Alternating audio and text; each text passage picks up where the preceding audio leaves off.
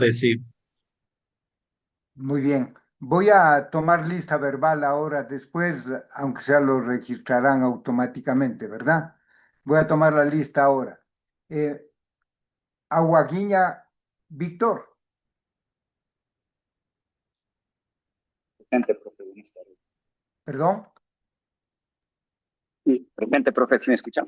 sí, le escuché. Andrade Oscar,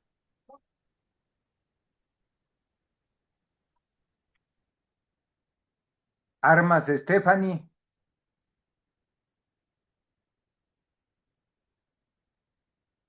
¿aló? Borja Luis, Presente, profe, buenas tardes. buenas tardes. Caicedo Alexander,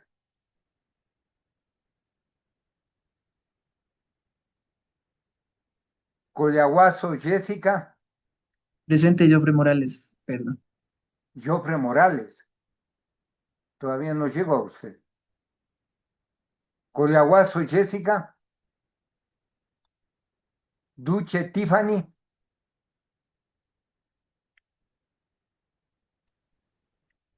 Guachamín Wilson, Presente, economista, buenas tardes. buenas tardes. Jiménez Ariel, Presente, buenas tardes. buenas tardes. Madrid Milton,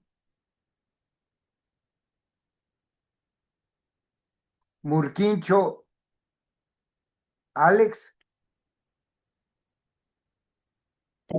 Presente, profe. Paida Jefferson,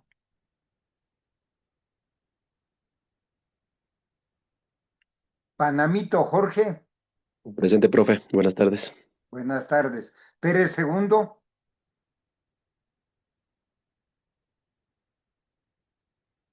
Pila Karen,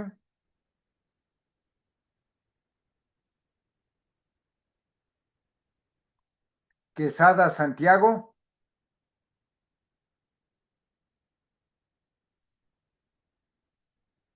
Rodríguez Ryder, Buenas tardes, presente, profe. buenas tardes. Romero Natalie, Buenas tardes, profe presente. buenas tardes. Santander Ana, Presente, profe, buenas tardes. buenas tardes. Saverio Keila, Presente, buenas tardes. buenas tardes. Segovia Inti, Buenas tardes, presente. buenas tardes. Taipe Viviana, Presente, buenas tardes. buenas tardes. Tapia Joao,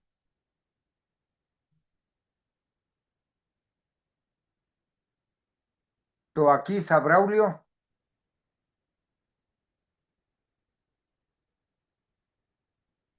Vera Luis,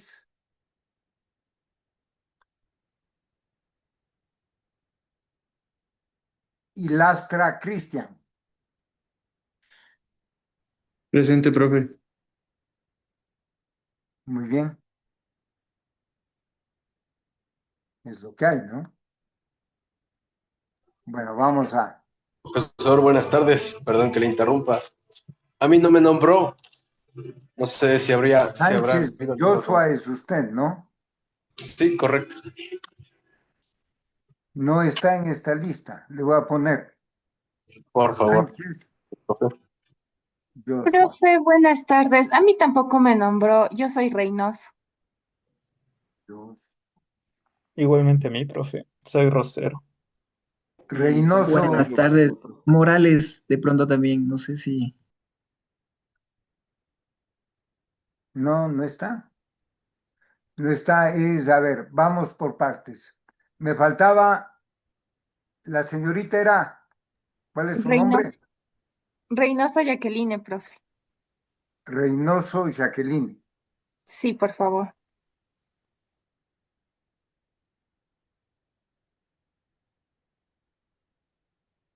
Bueno, luego habrá que, Jacqueline. Ya, ¿qué más? Yo también, por favor, profe. Jair Guerrero. Guerrero Jair, Sí, por favor. tampoco está.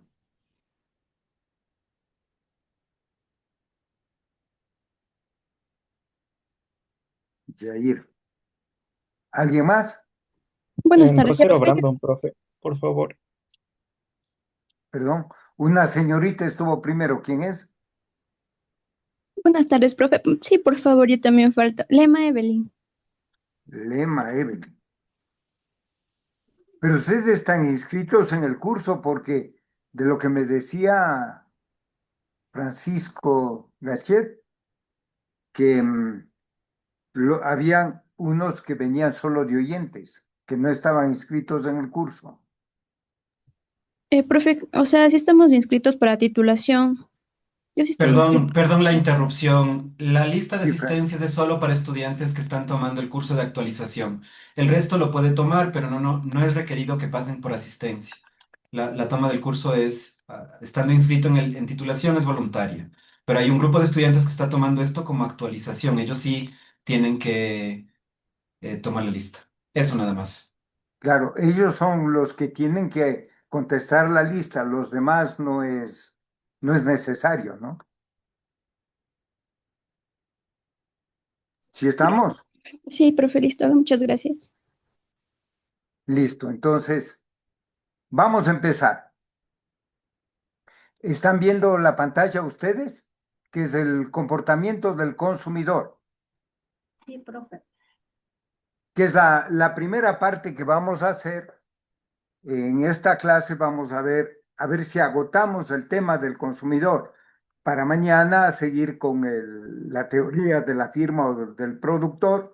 Luego iríamos a los problemas, que es competencia imperfecta, digamos, todo lo que es monopolio, oligopolio y competencia monopolística. Luego cerraríamos con un análisis, algo también tendríamos de un comparativo entre lo que es competencia perfecta y competencia monopolística. Hoy vamos a iniciar con este tema que es el comportamiento del consumidor. Como ustedes están en un curso de actualización, me imagino que estos temas ya los abordaron. De lo que veía, hay estudiantes que recibieron hace algunos años la materia en la universidad y lo que vamos a hacer ahora es un poco una actualización, un recorder y quizá algún aporte adicional a lo que ustedes no habrán visto en su momento, ¿verdad? ¿Cuáles? Vamos a analizar la primera parte, esta parte prácticamente es teoría, luego iremos a la parte gráfica y finalmente un par de ecuaciones para un poco dejarlo claro los temas de la microeconomía, ¿verdad? ¿Cuáles son los principios de la demanda de los consumidores? Voy a ampliar la pantalla. Principios de la demanda de los consumidores. Es decir, ¿cómo deciden el consumo? ¿Cómo dependen sus demandas de los distintos bienes, de sus preferencias y de sus restricciones presupuestarias? Porque claro, el consumidor, miren, lo primero que nos decían cuando ingresábamos a las aulas universitarias era que las necesidades son ilimitadas, pero los recursos son limitados. En este caso diríamos, las necesidades de consumo son ilimitadas, pero tenemos una restricción que es nuestro presupuesto, ¿verdad? Y es lo que vamos a ver ahora, los bienes de sus preferencias y las restricciones presupuestarias. ¿Y por qué las características de las demandas de los diferentes bienes varían de unos a otros? Es decir, lo que vamos a ver es cómo tiene que elegir el consumidor el tipo de bien y en condiciones de incertidumbre. Es decir, tiene que hacer el consumidor una elección de qué tipo de producto es más importante de consumir en determinado momento y postergue el consumo de otros productos que no se consideran urgentes, porque hay una limitación que es el presupuesto. Y esto, claro, se explica porque los individuos suelen desagradarles situaciones arriesgadas. Entonces se muestra cómo pueden reducir el riesgo y elegir entre las opciones arriesgadas. ¿A qué se debe el riesgo de un consumidor? A que yo priorice el consumo de un bien que no es tan indispensable y que después no tenga recursos para el consumo de un bien que sí es indispensable. Por ejemplo, yo puedo consumir en un bien suntuario, en un viaje, en ropa de marca, en un accesorio, un reloj de lujo, etcétera, y me acabo el dinero y no tengo para alimentarme luego, o para vivienda, o para salud. Entonces, hay que elegir en condiciones de incertidumbre, pero sobre todo hay que priorizar el consumo. Es decir, primero hay que asegurarse de cubrir las necesidades básicas, necesidades indispensables para la vida, para luego ir a un consumo de un bien que no es tan necesario, no es tan urgente. También se analizan ciertos aspectos de la conducta de los consumidores que solo pueden explicarse profundizando en aspectos psicológicos, es decir, cómo los consumidores o los individuos toman decisiones en base a un poco a características psicológicas. Por ejemplo, a veces uno compra un determinado bien porque cree, ¿no es cierto?, que les da estatus, que le va a posicionar socialmente. Sin embargo, se olvida de que hay cuestiones más urgentes. Y sobre todo cuando pensamos en una familia. Un padre de familia tiene que priorizar el consumo, ¿no es cierto?, básicamente de alimentación, vivienda, salud, educación, transporte, etcétera. Y un largo etcétera, ¿no es cierto?, que tiene que priorizar priorizarse en un hogar. Un padre de familia no puede gastarse sus ingresos en bienes que no son indispensables para la familia. Esas son las restricciones y esos son los riesgos, porque si toma el riesgo, por ejemplo, de comprarse un automóvil, si es que el automóvil puede ser necesario, de hecho, pero si no logra cubrir necesidades urgentes como alimentación, salud, educación, vivienda, vestido, etcétera, y se compra el auto, ahí puede haber dificultades serias. Entonces hay que un poco analizar qué tipo de demanda es la prioritaria en un hogar y en un consumidor. Vamos a ver ahora las preferencias de los consumidores. ¿Cómo mejor se comprende la conducta, hemos dicho? Y vamos a hablar de 3 pasos, las preferencias. Un poco decir por qué se prefiere un bien a otro. Y aquí podríamos decir, ¿por qué yo preferiría, ¿no es cierto?, un determinado bien? Por decirles, en un desayuno de la familia. ¿Por qué preferir fruta? ¿Por qué preferir, ¿no es cierto?, un carbohidrato, el pan? ¿Por qué preferir, no sé, una ensalada? Porque uno diría, es que ahí se alimenta mejor la familia. O alguien puede decir, no, no, es mejor consumirse una hamburguesa y un café y listo. Es decir, ahí viene, siempre hay el debate de cuál es la mejor alimentación posible.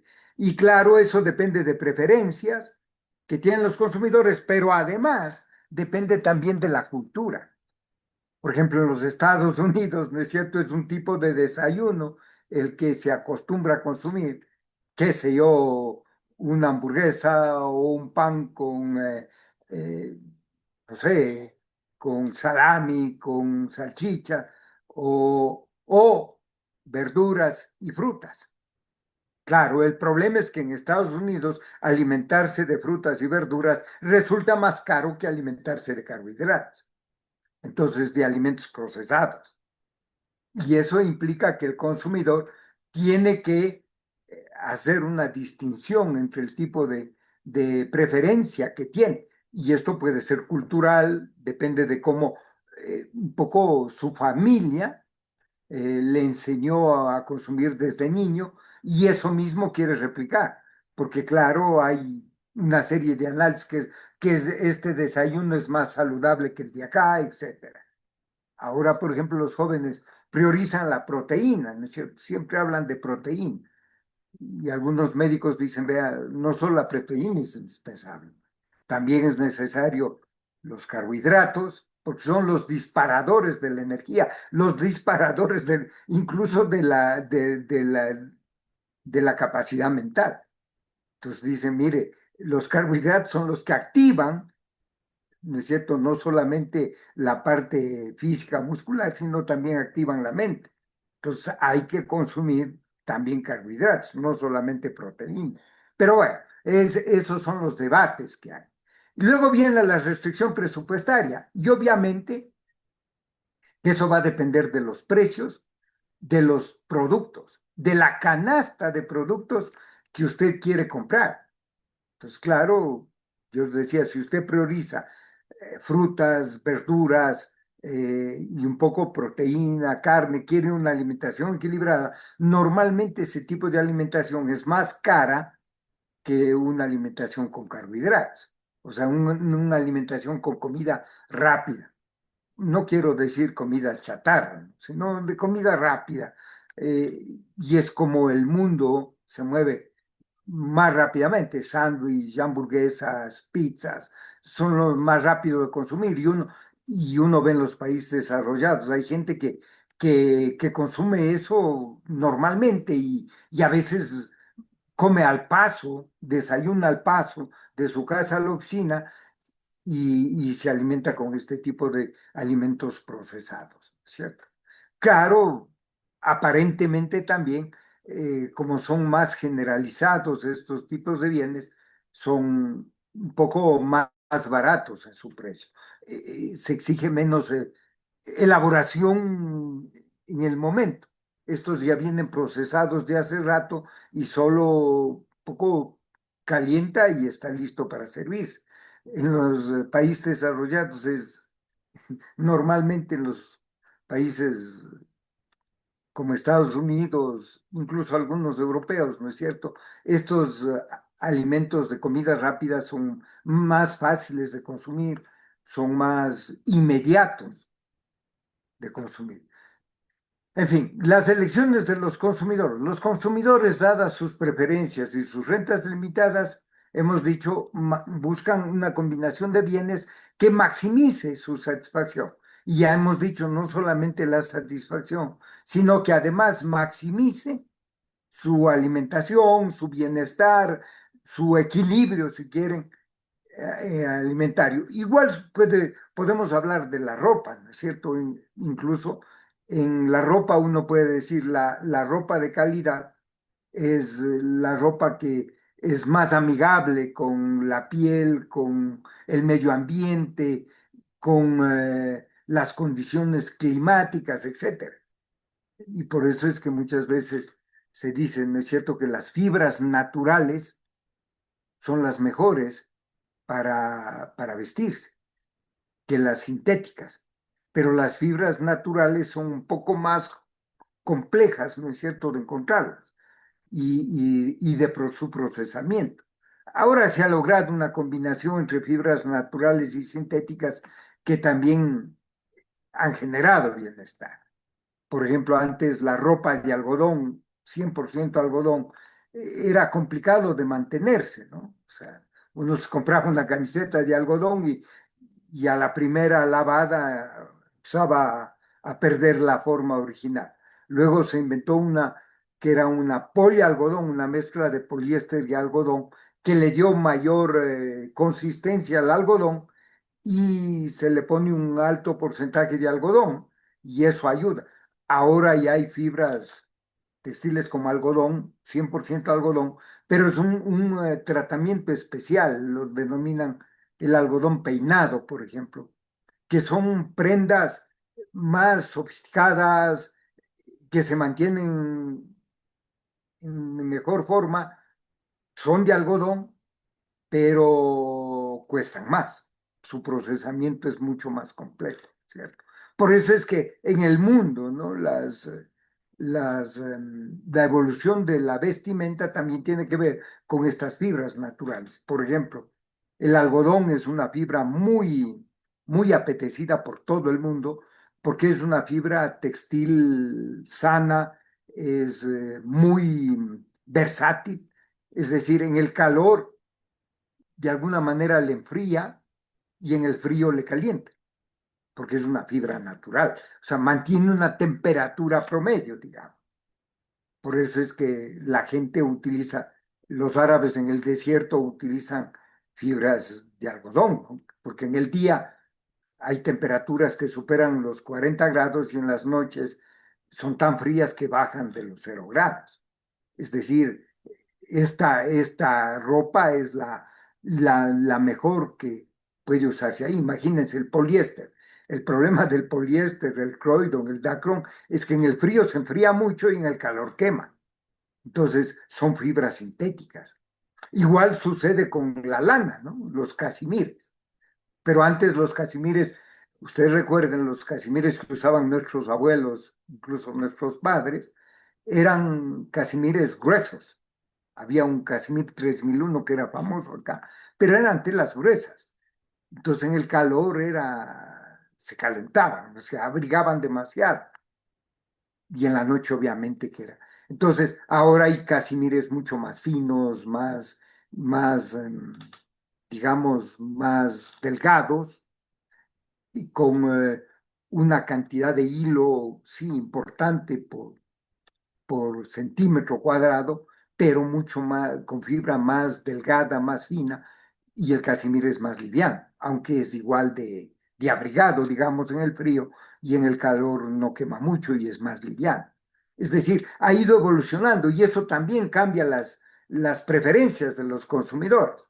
Otra fibra natural es la seda, el lino, en fin. Entonces, pero son fibras, ustedes saben, las gabardinas son de algodón, los casimires son de lana y hay telas de lino que también se hacen ternos, pero que son especialmente arrugados, digamos, y la seda que es ya una fibra que es de gusano de seda, ¿no es cierto? Pero que es bastante más cara si es que uno quiere seda de calidad. Es decir, depende, ¿no? Del precio y de la calidad. Aquí estamos entrando que esas elecciones de los consumidores tienen que ver con los dos temas. Muy bien, algunos supuestos básicos sobre preferencia. Ahora vamos a los supuestos, ¿no es cierto?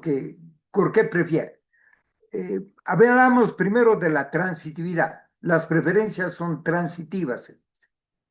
Significa que si un consumidor prefiere una cesta A una B y la B a la C, es obvio que prefiere A a la C. Y claro, y el ejemplo es, si usted prefiere un Porsche a un Cadillac y un Cadillac a un Chevrolet, es obvio que prefiere el Porsche a un Chevrolet. Claro, este ejemplo es muy forzado, pero es el que estaba en esta presentación, porque claro, todos queremos tener un Porsche, ¿no es cierto?, a un Chevrolet o a un Cadillac incluso. Pero bueno, yo diría un Porsche a no sé, a un Nissan, a un Toyota y un Toyota a un Chevrolet, para hacer más irnos por nuestras marcas. Casi no conocemos los Cadillac en este país. Entonces, esa es la transitividad. O sea, uno cuando prefiere un producto a otro y ese otro es mejor que un tercero, es obvio que preferimos el primero. Igual puede ser en ropa, puede ser en alimentación, en lo que sea, ¿no? O sea, ahora estamos hablando de un vehículo, pero yo le diría, a ver, ¿usted prefiere una casa, qué sé yo, de hormigón, a una casa de madera o a una casa de adobe? Entonces, ahí viene el debate.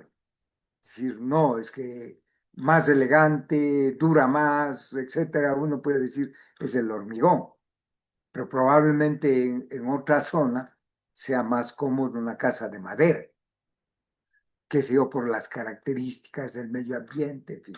Pero eso también es un debate. De todas maneras, depende en dónde nos ubicamos. Es decir, esa es la transitividad. Porque uno diría, ¿dónde prefiere uno vivir? ¿En un clima frío, un templado o un caliente? Hay gente que prefiere vivir en un clima caliente, necesitaría una casa más fresca, digamos. En un clima templado, bueno, ahí uno necesitaría una casa que le abrigue y que tampoco le queme. Y en un clima frío, obviamente, buscaría una casa más abrigada, con materiales más abrigados que soporten el viento o las bajas temperaturas. El segundo supuesto es, o la segunda, digamos, necesidad, es cuanto más mejor. Se supone que los bienes son deseables, ¿no? Es decir, son buenos. Por consiguiente, los consumidores prefieren una cantidad mayor de un bien a una menor. Es obvio, nunca se sacian las necesidades, ¿no es cierto? Todos queremos más y a veces uno termina en un consumismo a veces irracional. Ustedes recuerden que hay personas que coleccionan, ¿no es cierto? Por ejemplo, mujeres que coleccionan zapatos. Entonces hay gente que tiene cientos de zapatos, hasta miles de zapatos. Nunca los van a usar, pero coleccionan. Hay gente que colecciona automóviles clásicos, ¿no? O sea, nunca los van a usar, pero los tienen ahí de adorno. O sea, es un poco cuanto más mejor. O sea, yo creo que también eso tiene que ver con el consumismo este. Incluso en alimentos, ¿no? En Estados Unidos, una de las cosas que a uno le sorprende es, por ejemplo, el hobby del fin de semana de los norteamericanos, de los gringos, es ir a los centros comerciales de compras. Entonces compran un carro lleno de compras para una pareja para la pareja, ¿no? De esposos. Y claro, llega el día viernes, no han consumido ni la 10ª parte, sacan todo y a la basura. Entonces, claro, también es un consumismo salvaje porque tenemos esta imagen de cuanto más mejor. O sea, y eso yo creo que hay que tener cuidado. Me faltó algo, la completitud, este principio que era el primero, ¿no es cierto? Se supone que las preferencias son completas, se ha dicho, dadas las cestas, ¿no es cierto? Uno siempre busca una cesta más completa. Y esto es un buen ejemplo, las canastas navideñas. Ustedes en las canastas navideñas verán que hay distintos niveles, ¿no es cierto? Pero más o menos todas tienen dulces, chocolates, qué sé yo, enlatados de frutas, vinos, por ahí una botella de licor, galletas, etcétera. Pero la diferencia está en la calidad, podríamos decir, de los productos y la diferencia de precios. O sea, en el uno hay un vino que es tierno, es un vino básico, una botella de un ron común, mientras la otra tiene un vino mucho más sofisticado, más añejo, una botella de whisky, etcétera. Es decir, aquí estamos hablando de... Pero sin embargo, todos tienen la galleta, tienen los dulces, tienen los licores, tienen el vino. Es decir, todas tienen, pero la satisfacción parece igual, pero la calidad es un poco diferente y eso no es un tema que se les discuta a menudo, ¿verdad? Entonces, pero esa es la completitud. Todo queremos más o menos tener todo completo, la canasta completa, aunque sea más barata, por ende con productos de menor precio. Y eso implica que también haya menor calidad, ¿verdad? Bueno, estos supuestos constituyen la base de la teoría de los consumidores. No explican sus preferencias, pero hacen que sean en buena medida racionales y razonables. Esto, por favor, hay que tenerlo siempre presente, ¿no es cierto? Estos tres temas. El primero, la completitud. El segundo, la transitividad. Y el tercero, cuanto más mejor. O sea, esos son los supuestos que siempre van a estar en la mente del consumidor a la hora de tomar decisiones. Porque tiene que elegir en un momento todo el rato. Por eso decíamos, se enfrenta a la incertidumbre de la elección. Es decir, todo el tiempo los consumidores tienen que estar tomando decisiones y todo el rato tenemos que tomar decisiones. Y más aún para un padre de familia. Porque finalmente cuando uno es solo, o sea, usted no tiene que responder a nadie, al final toma sus decisiones malas o bien, pero el afectado es usted. y solo usted. En cambio, en el caso de una familia, si usted toma malas decisiones, afecta, ¿no es cierto? Al desenvolvimiento normal, digamos, de la familia y que la familia pueda cubrir todas sus necesidades. Ese principio de completitud, ¿verdad? Muy bien. Ahora vamos a entrar a las curvas de indiferencia. ¿Alguien levantó la mano? ¿Aló? De paso, Sí, buenas noches, profe. Soy Karen. Acabo de entrar y me dijeron que ha tomado lista. No sé si me podría añadir, por pero favor. usted está inscrita en el curso de actualización. Sí, me dijeron que sí, sí. No, si porque hay dos tipos de estudiantes. Ujú. Hay los que están inscritos en el curso que es obligatorio que asistan. Y hay otros que no es obligatorio, que están actualizándose, digamos, o preparándose para el examen, para el complexivo. Pero hay un curso, ¿usted egresó ya hace rato? No, No, mm, entonces usted no es necesario que se, que se anote en la lista. Si es que está anotada en el curso de actualización, sí. Al ok, final, para lista a los que faltan del curso, ok, al que ok, yo tengo registrado. Y ahí ve si usted está o no. ok, Muy bien. gracias. Vamos ahora con las curvas de indiferencia. Ahora, ¿a qué nos referimos con las curvas de indiferencia? En base a lo que hemos visto hasta hoy, hasta este momento, vamos a ver cómo tomamos las decisiones de consumo, porque son las curvas de indiferencia. Podemos mostrar gráficamente las preferencias del consumidor. Una curva de indiferencia representa las combinaciones de cestas, por ejemplo, entre alimentos y vestido. Usted en algún momento de la vida con el presupuesto anual, ¿no es cierto? Uno tiene que tomar decisiones. Dice, a ver, yo voy a necesitar alimentación sí o sí, pero también tengo que comprar algo de vestido en el año. Obviamente que la alimentación compro todos los días, mientras que una prenda de vestir puedo comprar una o dos veces en el año. Por ejemplo, una camisa de vestir. Una camisa no compro todos los días, lo compro una o dos veces en el año. Digo yo, mire, necesito dos camisas adicionales porque tengo que reemplazar una que ya se está dañando o porque necesito un nuevo color, etcétera, ¿verdad?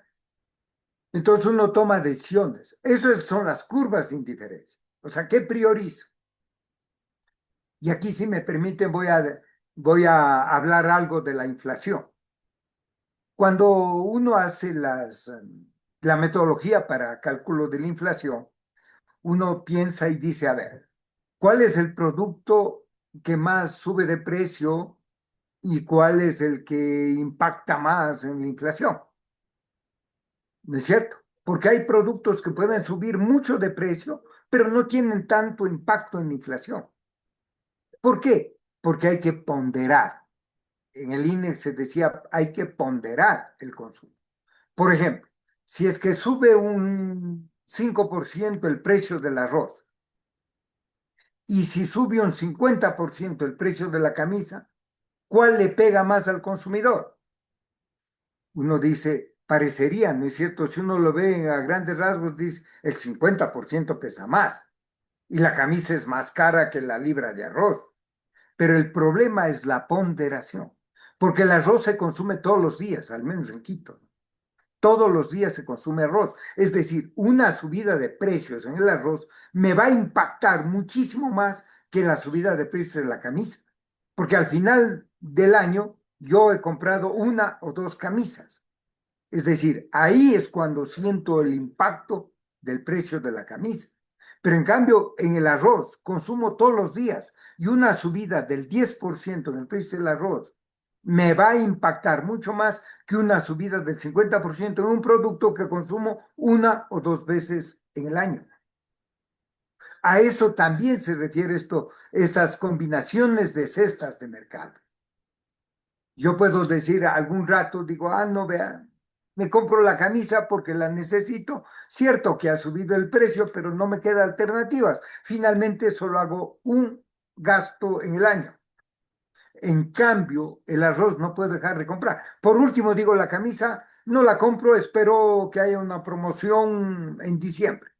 Por Navidad es una promoción, me espero hasta Navidad para comprar con el descuento. Pero el arroz no puedo esperar a Navidad para que me descuente. O sea, eso no puedo hacerlo, porque ese es un alimento que necesito consumir todos los días, ¿verdad? Igual pasa con el pan, igual pasa, no sé, con la carne, con el pollo, igual pasa con frutas, en fin. Es decir, hay productos que son indispensables, entonces yo digo, no puedo ser indiferente.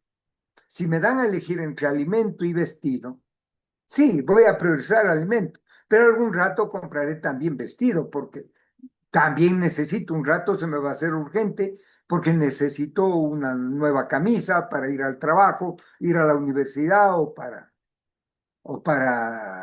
salir a una reunión, en fin, ¿verdad? Pues, bueno, de todas maneras se habla de puntos de indiferencia situados en la curva, eso lo vamos a ver más adelante. Dado nuestros tres supuestos que ya vimos, ¿no es cierto? Completitud, mientras más mejor, ¿cuál era el otro principio? Transitividad, era el que nos falta, ¿no es cierto?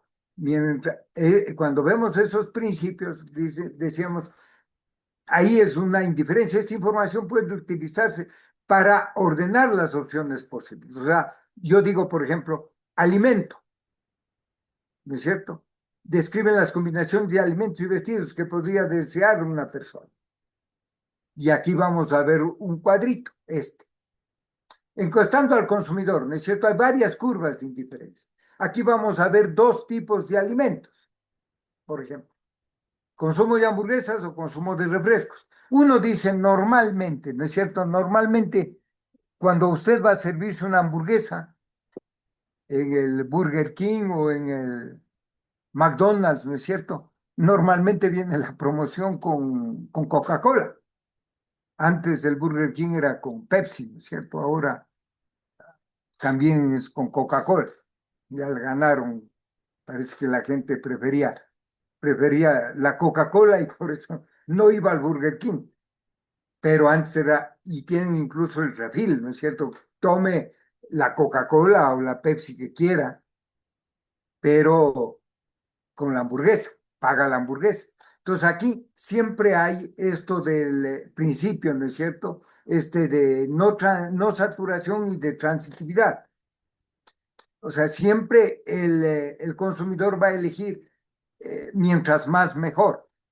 Es decir, en vez de una hamburguesa y un refresco, como está la curva de indiferencia más cercana al origen, va a elegir la más alejada del origen, que son dos hamburguesas y dos refrescos. O sea, siempre, por último, ¿qué es lo que hace? Dice, no, no me voy a comer las dos hamburguesas, pero hay la promoción. Me dicen 2 por 1. Por último, me llevo la hamburguesa que no me comí porque no avancé a comerme, ¿no es cierto? No tengo tanta hambre por comerme 2 hamburguesas. Digo, pero me las llevo. Pero mientras más mejor. O sea, el principio del consumidor es, no, pues si hay promoción, yo me tomo la promoción. Nadie dice, no, yo no avanzo, solo una hamburguesa nomás. Si está en promoción, deme las dos. La una me la llevo y la otra me la como aquí, ¿verdad? Igual el refresco. O sea, normalmente ese es el principio. Mientras más, mejor. Y ahora veamos cuál es el límite. Hemos estado hablando de las preferencias, hemos hablado de estas opciones, ¿no es cierto?, de consumo, de estos supuestos. Ahora veamos la restricción. Por eso les decía, el mundo no es tan alhaja como para que uno consuma todo lo que quiera sin preocuparse del presupuesto. El problema es que hay una limitación, hay una restricción presupuestaria. Y eso implica, ¿no es cierto?, que si yo tengo una cantidad fija de renta que puedo gastar en alimentos y vestidos, entonces yo, ¿qué priorizo? Y claro, en ese caso, ¿no es cierto?, decimos, vamos a ver cuántos alimentos necesito, multiplico por la cantidad, y cuántos vestidos necesito y multiplico por el precio, ¿no es cierto? O sea, cantidad por precio. Y ahí tomo la decisión. Por eso es que cuando uno analiza la recta presupuestaria, uno tiene que ver cuántos bienes voy a consumir en alimentos, por ejemplo, en este caso, precio por cantidad, o de vestido, precio y cantidad, lo que les decía. Es muy diferente el precio, ¿no es cierto?, de una libra de arroz al precio de una camisa. Entonces, claro, yo tengo que ver cómo divido ese presupuesto para poder comprar la camisa que se me hace indispensable en cierto momento, pero sin dejar de consumir alimentos que también es mi prioridad en ese momento. Porque los alimentos no puedo dejar de consumir. No puedo decir, no tengo ahora dinero, voy a comprar la camisa y dejo de comer estos días. Eso no funciona así. Entonces hay que combinar ese presupuesto. Y hay una recta presupuestaria, ¿no es cierto?, que es la cantidad de dinero que yo voy a gastar, que debe ser igual a la renta. No puedo gastar más de la renta, ¿no es cierto? Porque uno dice, aquí viene otro análisis, ¿no es cierto?, que uno tiene que hacerlo, porque uno dice, por ejemplo, el impuesto al consumo. Se ha dicho que es regresivo, ¿verdad? Mientras que el impuesto a la renta les dicen debe ser progresivo, pero el IVA es regresivo, porque es el impuesto al consumidor. ¿Por qué es regresivo?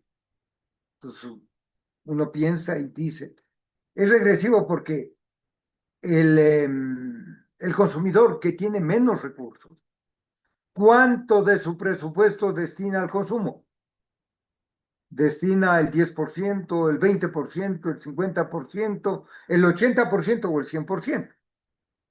Entonces, claro, si es un hogar de escasos recursos, todos son necesidades. Entonces, normalmente, las personas de menores ingresos se gastan todo el ingreso. Se consumen todo su sueldo, su salario, su mensual. Y eso implica que pagarían impuestos sobre todo lo que consumen. Mientras que la gente que tiene ingresos más altos destina una fracción al consumo y otra fracción la destina a ahorrar, a invertir. Entonces, claro, nuestro consumidor hipotético, decimos aquí, gasta toda su renta en alimentos y vestidos. No tiene para ahorrar. O sea, se gasta todo su presupuesto. Mientras que el que más ingresos tiene, se gasta menos presupuesto. Por eso que si habla de la elasticidad ingreso de la demanda, es mucho más alta en los hogares de menores recursos, de menores ingresos. Porque claro, una familia pobre se gasta todo su ingreso en el consumo y a veces solo le alcanza para alimentarse, algo para vivienda y tiene que hacer muchos esfuerzos para poder pagar servicios básicos, etcétera. Mientras que las personas de más altos ingresos destinan una fracción para el consumo y a veces consumos innecesarios, pero es lo que hay. Y aquí tenemos las curvas, por ejemplo, cantidad de comida y cantidad de bebida, para seguir un poco con hamburguesas y Coca-Cola. Mire, en B nosotros tendríamos, ¿no es cierto?, que que aquí es una hamburguesa y una Coca-Cola. En A, digamos que son 2 hamburguesas, 2 Coca-Colas. En C serían 3 hamburguesas y 3 Coca-Colas, ¿verdad? Pero, qué es lo que vemos aquí? ¿Cuál sería la elección coherente del consumidor? ¿Cuál sería la elección más racional del consumidor? En este caso, ¿es A, B o C? La C. La C. ¿Alguien más? ¿Todos están de acuerdo con la C o alguien no está de acuerdo con la C? Es la A, ¿no es cierto? ¿Por qué la A? Porque la A es la que cae en el presupuesto, ¿verdad? Yo puedo querer 3 hamburguesas, 3 Coca-Colas, pero mi presupuesto no me alcanza. Estoy fuera del presupuesto. Entonces no puedo consumir C. Pero tampoco debería consumir B, porque si mi presupuesto me da para comprar 2 hamburguesas y 2 Coca-Colas, ¿por qué consumiría una hamburguesa y una Coca-Cola? Si tengo el presupuesto para 2, qué sé yo, para mi esposa y yo, ¿no es cierto? Entonces, ¿por qué tendría que dividirme la hamburguesa y la Coca-Cola? Más bien, 2 hamburguesas, 2 Coca-Colas me parece coherente, porque uno queda satisfecho normalmente con una hamburguesa y una Coca-Cola, ¿verdad? Entonces, ¿por qué voy a consumir B si tengo presupuesto para A? Entonces, no voy a comer media hamburguesa y media Coca-Cola si puedo servirme una hamburguesa completa. Entonces, claro, en este caso, por ejemplo, la elección del consumidor más coherente es A, porque es la que me va por mi línea de presupuesto, porque estoy subutilizando mi ingreso en el caso de B y en C, en cambio, estoy fuera de mi presupuesto. Si bien esa puede ser la mejor opción, por lo que hemos dicho, ¿no es cierto? Nuestro tercer supuesto, mientras más mejor, pero no me alcanza el presupuesto, porque esa es la restricción frente a los supuestos del consumidor. Si estamos.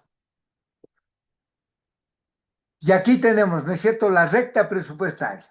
Por ejemplo, decíamos, nuestra consumidora tiene una renta semanal de $80 y el precio de los alimentos es de $1 por unidad y el de vestido $2 por unidad. En el cuadro siguiente, en el que viene más adelante, muestra varias combinaciones de alimentos y vestidos que puede comprar semanalmente con sus $80. Si asigna todo su presupuesto a vestido, la cantidad máxima que podría comprar sería de 40 unidades porque valen $2, ¿verdad? Con eso se acaba su presupuesto. En cambio, si gasta todo en alimentos, podría comprar 80 unidades de alimentos a $1 y se gasta todo el presupuesto. Entonces, dice, las cestas de mercados B, D y E muestran otras formas de gastar los $80 en alimentos y vestidos. Yo puedo comprar una parte de alimentos, otra de vestido. ¿No es cierto? Eso es lo que vamos a ver. No solamente alimentos o no solamente vestido. Por ejemplo, en la cesta C, ¿no es cierto? Dice 0 alimentos y 40 de vestido y me gasto los $80. En cambio, en la cesta F, me gasto 80 en alimentos y 0 en vestidos. Igual me gasto los $80. Pero yo tengo unas combinaciones intermedias, ¿verdad? Que es B, D y E. En B yo gasto 20 en alimentos, ¿no es cierto? Por 1, que es el precio, ya tengo $20 ahí. Y me quedan $30, 30 de vestido, que es a $2, y puedo comprar, ¿no es cierto?, 30 de vestido, 20 en alimentos y me gasto los $80. Porque 30 por $2, que es el vestido, 60 más 20, $80. Pero también tengo otra combinación, 40 en alimentos y 20 en vestido. 40 por 1 me da 40, 20 por 2 me da 40, 40 más 40 me da $80. O sea, aquí estoy buscando un equilibrio, si se quiere, para gastarme la misma cantidad de dólares en alimento y la misma cantidad de dólares en vestido. Pero tengo la opción E, que yo digo 60 en alimentos, porque claro, yo puedo decir, mire, tengo que priorizar alimento, porque necesito alimentarme, porque es mi prioridad, y el vestido un poco va a segundo plano. Entonces tendría 10 de vestido por $2, daría 20 y tengo los 80. Aquí un poco uno diría, todos los extremos son malos, ¿no es cierto? ¿Por qué? Porque si yo compro solo vestido, me quedo sin alimento. Si compro solo alimento, me quedo sin vestido. Tengo que buscar un equilibrio, no sé, una prioridad. Parecería, ¿no es cierto?, que esos puntos intermedios son mis preferencias. Si es una señorita, ¿no es cierto?, probablemente gastaría menos que un hombre en alimentos, porque dice que los hombres somos más comelones, ¿no es cierto? Comemos más y las mujeres son más vanidosas. Diría, la mujer va a destinar un poquito más a vestido y menos alimento. Un hombre va a destinar más alimento y menos a vestido. Eso es lo que se dice comúnmente, ¿no es cierto? Comúnmente, porque los hombres siempre comemos más que las mujeres, consumimos más que las mujeres en alimentos. Las mujeres siempre son más elegantes, tienen más cuidado de su imagen, en fin. Entonces uno puede decir, no, estas preferencias de priorizar alimentos más bien parece que es para los hombres, y esta de priorizar vestido, o sea, la B, es más para mujeres.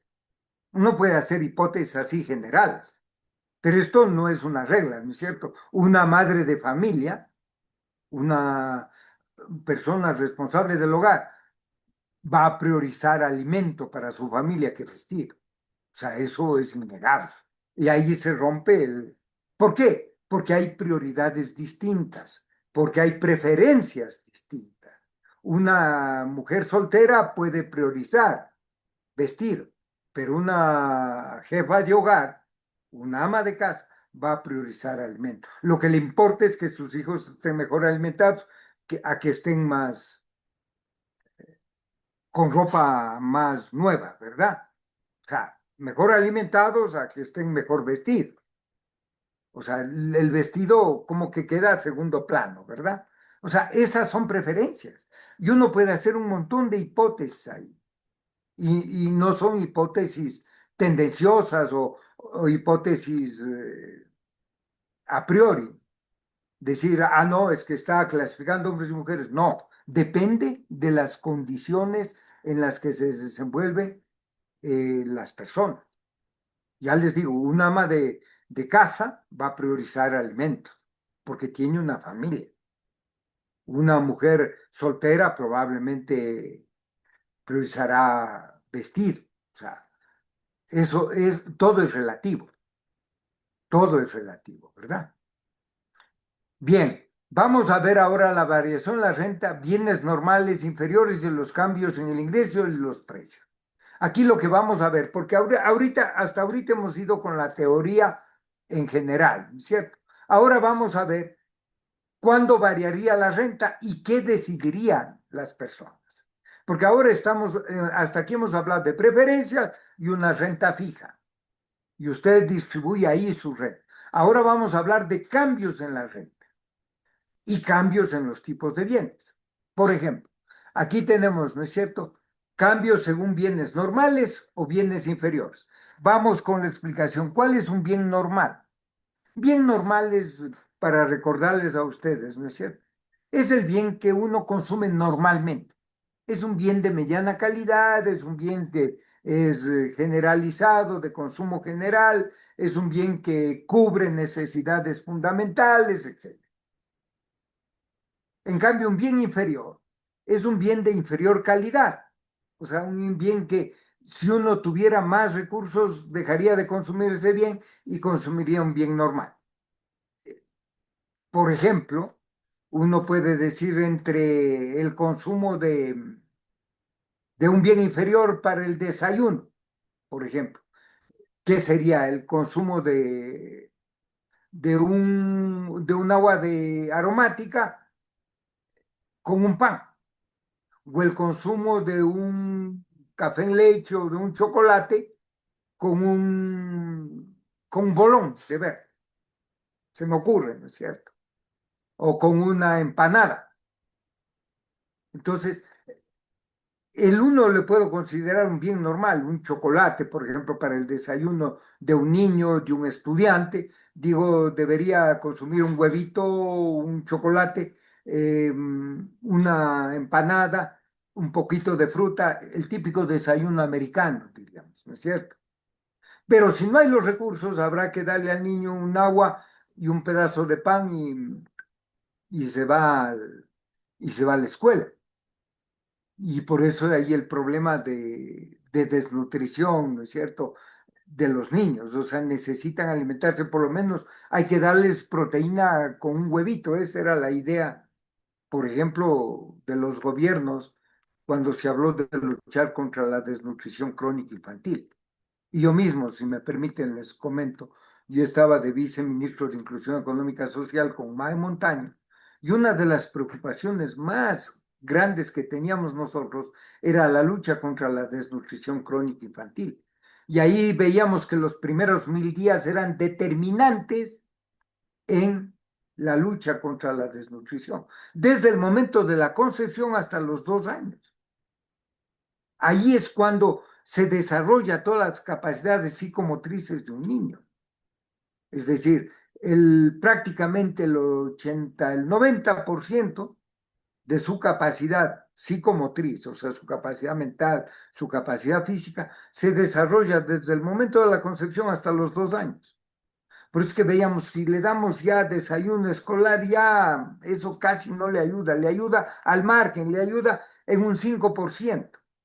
Porque el 80%, el 85% prácticamente va hasta los 2 años. Y de ahí, si no le alimentamos bien hasta los 2 años, lo perdemos al niño. O sea, no desarrolla todo su potencial psicológico, su cerebro y su motricidad. Y claro, desde los 2 hasta los 5 años era un 10% de capacidades que desarrollaba el niño. Y de los 5 en adelante era el 5%. Es decir, ya lo perdimos cuando le dábamos el desayuno escolar a los 5 años. Teníamos que hacer el trabajo antes. Y claro, y esto nos lleva a esto, a que debería tener un consumo de un bien normal. Comerse un huevito al día, algo de carbohidrato, pero el huevo tiene que ser indispensable, decía. Por eso es que hicimos un programa de 1 millón de vasos de leche. Era para que cada niño tenga un vasito de leche todos los días. Y luego nuestro siguiente fue los 500,000 huevitos. Para un huevito diario a todos los niños de los hogares de menores recursos. Entonces decíamos, si logramos que se alimente con un huevito diario y un vaso de leche, el resto, dele pan, dele, por último, dele Coca-Cola, ya, no nos importa. Pero aliméntele con quinoa, con frijol, decíamos, con amaranto, con chochos, en fin, ¿no? Pero esa era la siguiente etapa. Por eso es que hablamos de bienes normales e inferiores. Son bienes inferiores los que no alimentan, llenan pero no alimentan. En cambio, un bien normal es este que le llena pero sí le alimenta. Y un bien superior es ya el bien que está medido, ¿no es cierto? Y formado para que cubra todas las necesidades de un consumidor. Si usted es deportista, necesita más proteína, carbohidrato, calorías, necesita electrolitos, ¿cierto? Mientras que un hogar pobre no puede darse esos lujos. En fin. Entonces, y de ahí hablamos el bien inferior. Se consumirá más cantidad de un producto y menos de otro. Mire, cuando vemos esto, aquí se aumenta el presupuesto. Y miren la curva de indiferencia donde está. En B, en este presupuesto más bajo de la línea punteada, estamos en menos de los dos. Menos comida y menos bebida. Una hamburguesa y un refresco. En A, en cambio, ya tenemos 2 hamburguesas, 2 refrescos. Es decir, hay un crecimiento porque consideramos que los dos bienes son normales. O sea, hay un crecimiento 1 a 1, digamos, porque son bienes normales. Se considera que la Coca-Cola es un bien normal y la hamburguesa también. Cuando es un bien inferior, en cambio, se consume más del producto normal y menos del inferior. Mire, el bien normal está en el eje de las X y el bien inferior en el eje de las Y. Entonces empezamos igual que antes en B. Mire, sin embargo, aumenta el presupuesto y consumimos más de A. Consumimos menos de B y consumimos más de A.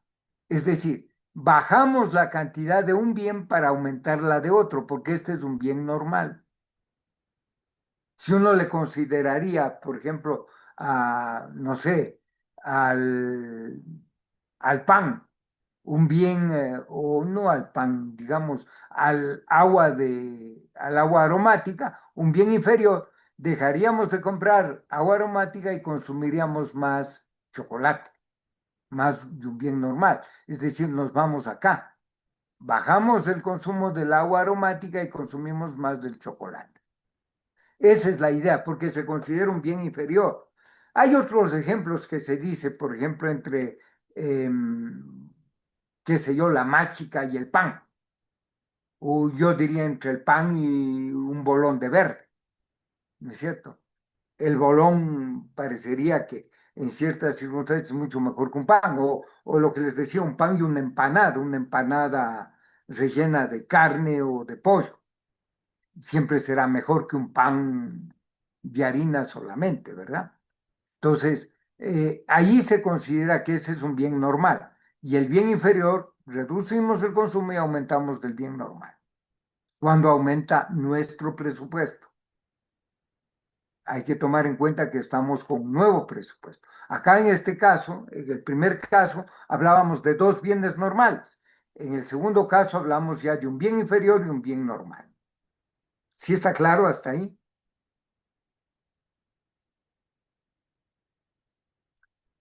Muy bien. Ahora vamos a medir cómo estimar, ¿no es cierto? Cómo calcular la restricción presupuestaria. Uno siempre habla, ¿no es cierto? El ingreso del consumidor le vamos a poner como M. El precio del bien 1, cualquiera que sea, como P1 y el precio del bien 2 como P2. El conjunto del presupuesto, el conjunto presupuestal, diríamos, ¿no es cierto? Que la cantidad de dinero debe ser mayor o igual al precio del bien 1 por la cantidad del bien 1. O sea, precio por cantidad. Y más el precio del bien 2 por la cantidad del bien 2. O sea, nosotros decimos, es el conjunto presupuestal. O sea, yo puedo tener más dinero que el que voy a consumir. En cambio, en la recta del presupuesto, esta recta de aquí, esta línea azul o la punteada, en cambio, esa es igual, esa nos da la igualdad entre el precio y la cantidad del bien 1 y más el precio y la cantidad del bien 2. ¿Qué estamos diciendo? Aquí nos estamos gastando todo el presupuesto. Estamos distribuyendo todo nuestro presupuesto en ese consumo. Acá hablábamos de conjunto presupuestal porque decimos puede ser mayor el ingreso del consumidor. Si es mayor a lo que consumo, voy a tener capacidad de ahorro. Pero normalmente las preferencias de los consumidores tienen que reflexionar más los consumidores que tienen menos ingreso. Porque yo me tengo que gastar o me voy a gastar todo mi presupuesto, pero tengo que hacerlo con la mejor combinación de bienes posible. Y aquí uno también, si me permiten, no solo esto pasa para la microeconomía, como estamos viendo hoy, también pasa en la macroeconomía. Uno dice, ¿por qué el gobierno, no es cierto, se endeuda para gasto corriente, para gasto improductivo? ¿No es cierto? ¿Por qué destina el presupuesto a gasto improductivo? Debería destinar un país con escasos recursos, debería destinar su presupuesto, ¿no es cierto?, lo más eficiente posible. Deberíamos destinarlo a lo mejor, ¿no es cierto?, que puede hacer por el país, qué sé yo, a educación, a salud, a seguridad, a infraestructura. Eso debería ser el presupuesto, ¿no es cierto? Y no gastarse en farras, no gastarse en una burocracia de los amigos o en fiestas o en... Eso es lo que se dice, ¿cierto? ¿Por qué? Porque hay una restricción presupuestaria. Pero parece que a los gobiernos a veces no les importa, ¿no es cierto? Se endeudan para farrearse la plata. Y eso no es correcto. Es igual en un hogar. Un hogar no puede farrearse el presupuesto. Si yo me gasto el presupuesto, o un padre de familia se gasta el presupuesto, ¿no es cierto?, en una farra y se queda sin presupuesto para alimentar a su familia, eso sería muy grave, ¿verdad? Sería una irresponsabilidad enorme. Porque todo su presupuesto ya tiene un destino, ya está comprometido. ¿En qué? En alimentación, en salud, en educación, en vivienda, en servicios básicos, en transporte, ¿no es cierto? Ahí es donde va a gastar. Allí está todo su presupuesto. Si es que se gasta en un viaje a la playa y se queda, se acaba el mensual, se gasta la tarjeta de crédito, ¿no es cierto? ¿De qué vive el próximo mes? Entonces ahí recurren a endeudarse. Pues llegará un rato en donde ya se ha endeudado tanto que nadie le presta. Entonces hay que tener cuidado con el manejo de los presupuestos. Y por eso aquí hablamos. La recta presupuestal es que usted se está gastando todo el presupuesto. Y como no tiene capacidad de ahorro, tiene que gastarse lo mejor posible ese presupuesto. En definitiva, para cubrir necesidades básicas, necesidades fundamentales. Y eso es lo que tiene que hacer. O sea, no puede despilfarrar sus recursos, no puede hacerlo, porque hay necesidades urgentes que tiene que cubrir en un lugar. Y aquí tenemos, ¿no es cierto? Restricción presupuestaria es la recta presupuestaria.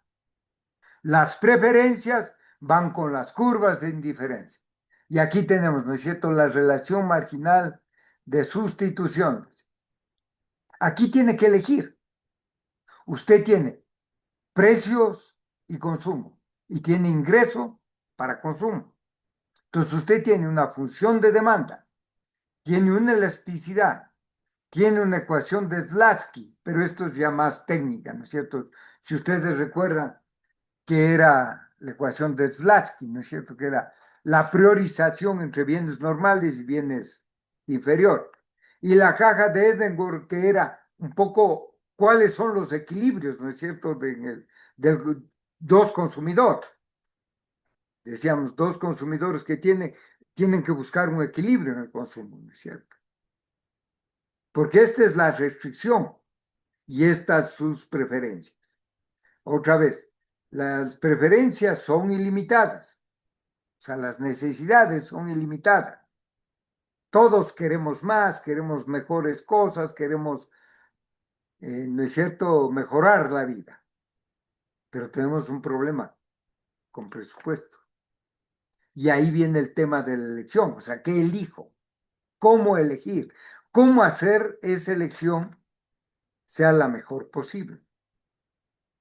Entonces, ese es el dilema del consumidor. Ese es un poco digamos, lo que le quita el sueño, ¿no es cierto? La incertidumbre que tiene que afrontar prácticamente todos los días un consumidor. Y más si es que representa, ¿no es cierto?, a una familia de consumidores. Y aquí tenemos, ¿no es cierto? Este es el conjunto presupuestal que ya habíamos anotado, donde la cantidad de ingreso es mayor que el consumo posible. En cambio, la recta presupuestal es cuando la cantidad de ingreso es exactamente igual al consumo de sus bienes, ¿verdad? Entonces, que es precio por la cantidad del bien 1 más precio por la cantidad del bien 2. Hasta aquí está claro, ¿verdad? O sea, no hay, esta es este siempre nuestro dilema. Nosotros siempre vamos a estar en esta segunda, en la recta presupuestal. Ahí es nuestro dilema. Muy bien. Ahora, ¿qué vamos a hacer? El objetivo general, ¿no es cierto?, es definir la restricción del poder adquisitivo del consumidor, así como la variación que experimenta dicha restricción presupuestaria. Cuando cambia el ingreso, los precios. Ahora vamos a ver qué pasaría cuando cambie el ingreso del consumidor o los precios de los bienes.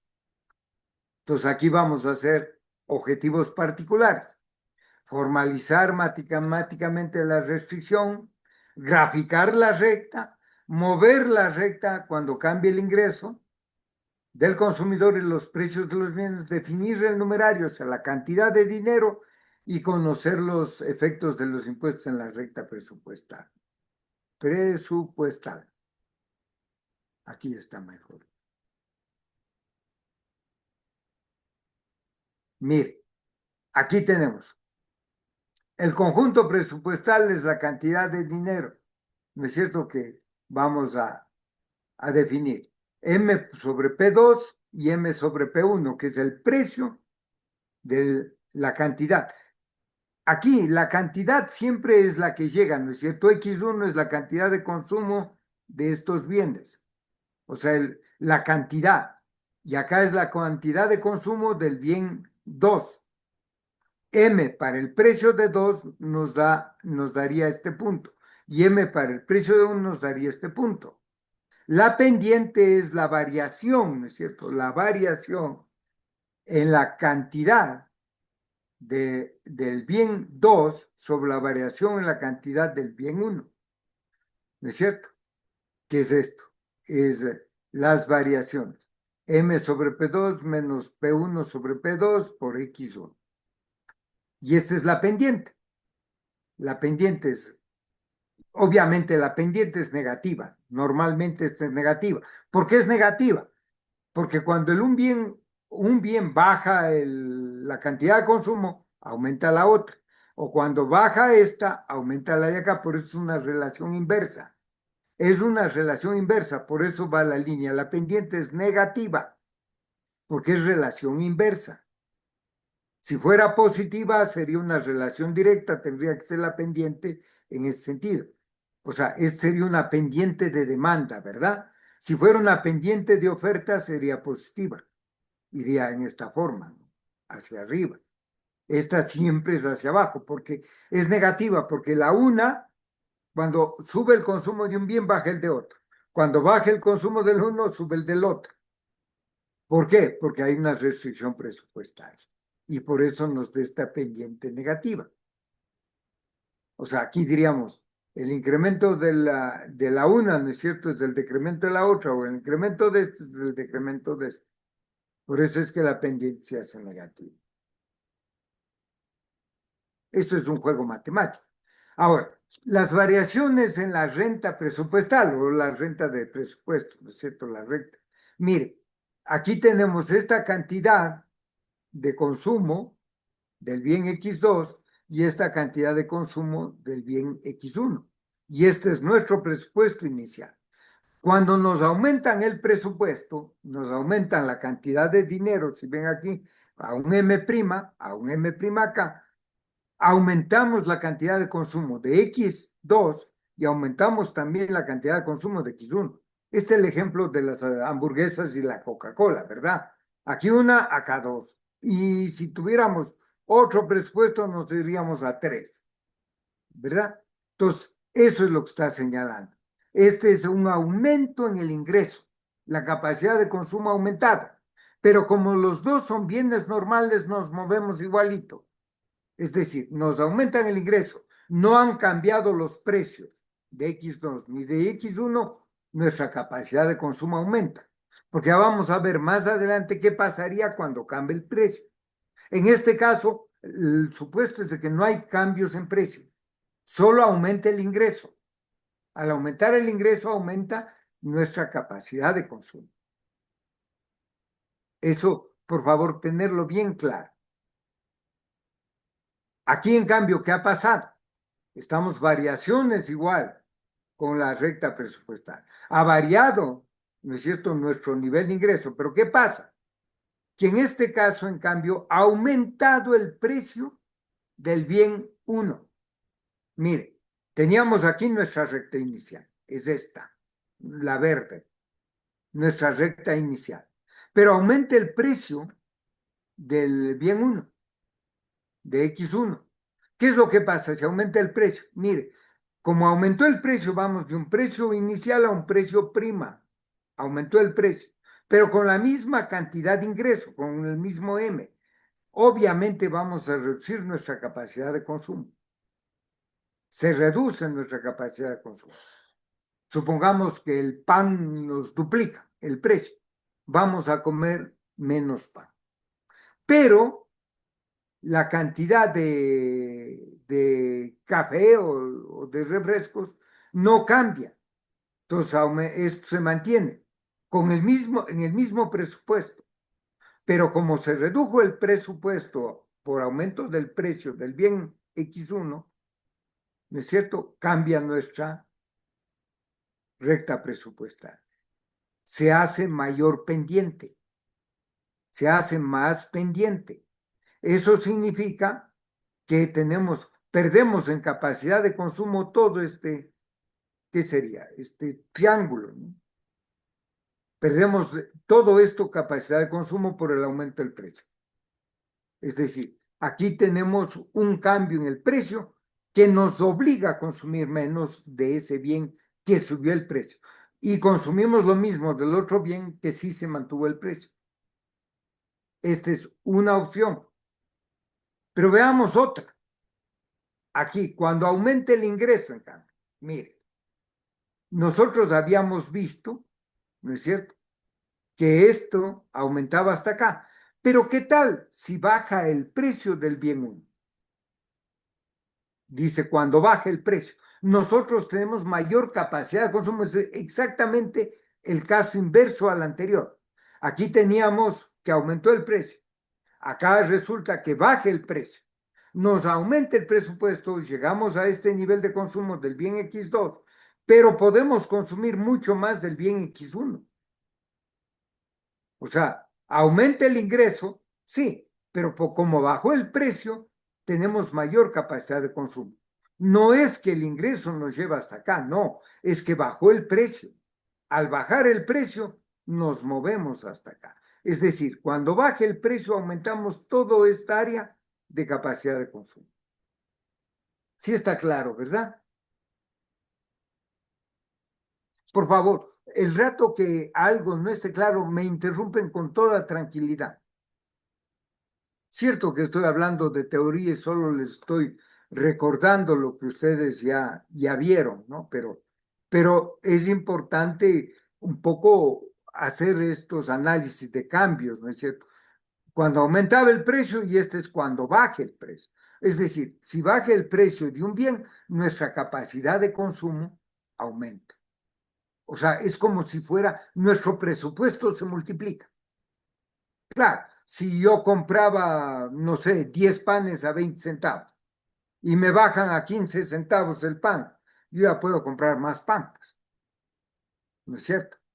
Si yo compraba 10 panes a 20 centavos, gastaba $2. Si me bajan a 15 centavos, ya puedo comprar ¿cuántos panes más? O sea, 10 panes me darían unos 50, ¿no es cierto? Me quedarían 15, 45. Claro, prácticamente podría comprar 3 panes adicionales, 13 panes y todavía me quedarían 5 centavos, ¿verdad? O sea, es como si me aumentaran el presupuesto. De 10 panes ya puedo comprar 13 panes. Muy bien. Ahora aquí, la recta presupuestal original es esa, ¿no es cierto? Pero aquí imaginemos que nos clavan un impuesto. Nos clavan un impuesto. Mire, cuando se clava un impuesto, o sea, la recta presupuestal original es la verde. Pero aquí es porque el precio es el mismo, pero me aumentaron un impuesto, que es este esta T aquí, ¿no? ¿No es cierto? Esta T, ¿cómo sería? Bueno, este signo aquí, que es el impuesto. Me aumentan un impuesto, ¿qué es lo que me sucede? Que yo pierdo capacidad de consumo. Porque normalmente un impuesto, ¿en qué se traduce? Por ejemplo, si me suben el IVA, me aumentan el precio del consumo. Porque al precio anterior me suman el IVA. Entonces me aumentan el precio. O puede ser que le aumentan el impuesto al productor y él me traslada al precio. Porque el productor, ¿qué hace cuando le suben un impuesto? Le traslada al consumidor. Entonces me sube el precio como resultado del impuesto. No es que me subió el precio el productor, me sube el precio porque hay un impuesto adicional. Y eso me hace perder también capacidad de consumo. Por eso hay que tener cuidado cuando suben los impuestos al consumo. Por ejemplo, en el IVA. A veces uno cree, no, el IVA no pasa nada. Pero el IVA lo que hace es restringe la capacidad de consumo de determinados productos, ¿no? A los que más les afecta el IVA. Por eso es que el gobierno dice, no, vea, vamos a subir el IVA, pero no afecta a los más pobres porque resulta que medicinas y alimentos no están gravados con IVA. El problema es que, en cambio, todos los elaborados sí están gravados con IVA. Los alimentos elaborados, todos están gravados con IVA. Los que no están gravados con IVA son los alimentos primarios, los bienes agrícolas que no tienen elaboración. Eso sí no aumenta, pero los elaborados sí aumentan el precio, por ende se restringe la capacidad de consumo. Eso dice la teoría. Porque con impuesto al valor, es el impuesto al valor la que estamos viendo acá. Ahora veamos con impuesto de cuantía fija. En cambio, cuando es un impuesto de cuantía fija, un impuesto fijo, digamos, qué sé yo, aquí estamos M menos T, o sea, le cae a la cantidad, al ingreso, un impuesto al ingreso, en otras palabras. Si a usted le clavan un impuesto al ingreso, automáticamente usted baja su capacidad de consumo. Es decir, es lo mismo que si le bajaran su sueldo, cuando le clavan un impuesto a su ingreso. ¿No es cierto? Qué sé yo, hay impuestos que se clavan al ingreso, puede ser por un fenómeno natural, por financiar una guerra, en fin. O sea, pueden haber motivos. ¿Por qué el gobierno toma la decisión de clavarle un impuesto al ingreso? ¿Cierto? ¿Qué sé yo? Para financiar una guerra con un país vecino, dice, todo el mundo tiene que pagar, qué sé yo, el 20% de su ingreso. Eso implica que su capacidad de consumo se restringe totalmente. Esto por eso es de cuantía fija. No es como el anterior, que le clava un impuesto, ¿no es cierto? Aquí ha determinado bien. En cambio, este es un impuesto al ingreso. Y ahora vamos a ver la demanda quebrada. Esto venía a un nivel de demanda así, ¡pac!, se quiebra. O sea, la recta presupuestal es la que se quiebra, el punto de quiebra. Y claro, cuando uno dice, ¿y por qué se da este punto de quiebra? Dice, este es el modelo de Suecia, de Paul Suecia, que es la restricción de mercados o con precios en mercados poco competitivos. Aquí hemos dicho, ¿no es cierto? Si una empresa sube los precios, los rivales le seguirán, no la seguirán. Por ende, una empresa sube el precio y nadie más sube. En cambio, cuando baja, todos bajan el precio. Entonces, claro, hay un quiebre. Teníamos nosotros una recta presupuestaria que debería ser así, ¿verdad? Así. Y aquí tenemos una que quiebra, el punto de quiebre. ¿Por qué? Porque resulta que la elasticidad cambia. ¿Por qué? Porque dice, esta empresa, si sube el precio, nadie le sigue. Pero si baja, todos le siguen. Entonces, automáticamente, si baja el precio, ¿no es cierto? Bajará la cantidad demandada de ese bien. Entonces, claro, aquí lo que tenemos es M es la cantidad de presupuesto y aquí tenemos, ¿no es cierto?, cuando se clavaba un impuesto. Entonces, claro, sube el precio y automáticamente se quiebra la demanda. Todos los demás generando una demanda elástica arriba e inelástica hacia abajo. A propósito, ¿cuál es la demanda elástica? Normalmente, ¿no es cierto?, cuando uno habla de demanda, habla de cantidad sobre precio. O sea, la demanda siempre tiene que ver con cantidad sobre precio, ¿no es cierto? Entonces uno dice, es elástica, ¿no es cierto?, cuando cambia la cantidad más rápido que el precio. Es decir, una demanda elástica sería mucho más tendida, menos pendiente. Una demanda inelástica es mucho más pendiente. Por ejemplo, aquí, ¿no es cierto?, estamos diciendo que esta demanda que es más elástica se hace inelástica acá. Luego del punto de quiebre se hace inelástica. ¿Por qué? ¿Por qué se hace inelástica? Dice arriba e inelástica abajo del precio actual. O sea, es más elástica y esta se hace inelástica. ¿Por qué? Porque hay un racionamiento, por ejemplo. Entonces, claro, un racionamiento que le dice, vea, vamos a reducir el consumo de este bien. Como se reduce el consumo de ese bien, ¿no es cierto?, es porque se está clavando un impuesto o un valor adicional. Esa es la demanda quebrada. Y cuando hablamos de elasticidad, estamos diciendo, mientras más plana es esta, es decir, cuando la variación de la cantidad es mayor que la variación en el precio, la variación en la cantidad es mayor, esto se hace más horizontal, es demanda más elástica. En cambio, cuando la variación del precio es mucho mayor que la variación de la cantidad, la demanda se hace inelástica, es decir, se hace más pendiente. Y en los extremos, ¿no es cierto?, que diríamos perfectamente elástica sería una línea horizontal. Y cuando es perfectamente inelástica, sería una línea vertical.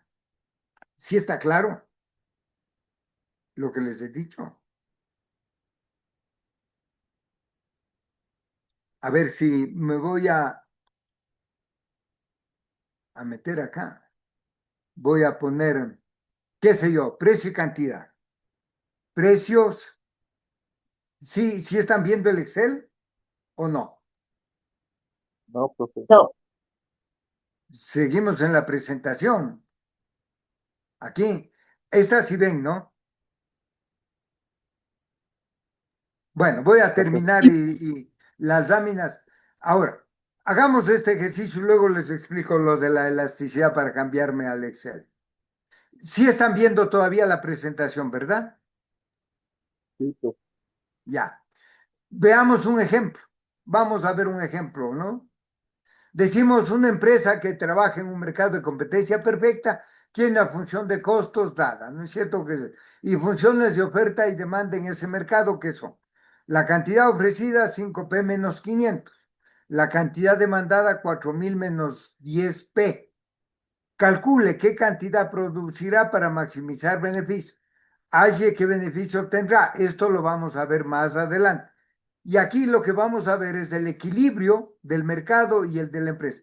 Calcule represente el mínimo de explotación. O sea, lo que vamos a calcular es cuál es la cantidad de equilibrio y el precio de equilibrio en competencia perfecta. Todavía no vamos a hacer el resto. La condición de primer orden de maximización de beneficio de una empresa nos dice que ésta habrá de producir una cantidad tal que haga igualar sus costos con el precio de equilibrio del mercado. Entonces, aquí lo que vamos a ver es cuál es la cantidad ofertada y cantidad demandada. Mire, nosotros teníamos nuestra función de oferta 5P menos 500, 5P menos 500.